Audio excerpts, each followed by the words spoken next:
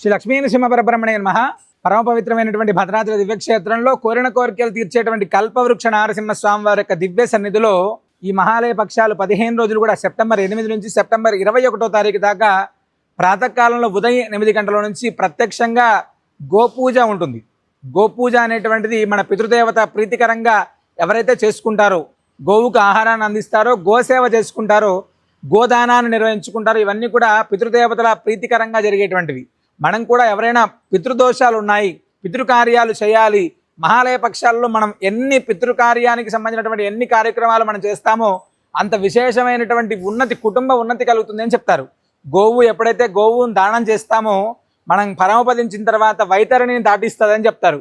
ఎవరైనా మన పితృదేవతల ప్రీతిగా గోదానాన్ని నిర్వహిస్తామో వారికి ఉత్తమ గతులు కలుగుతాయని చెప్తారు.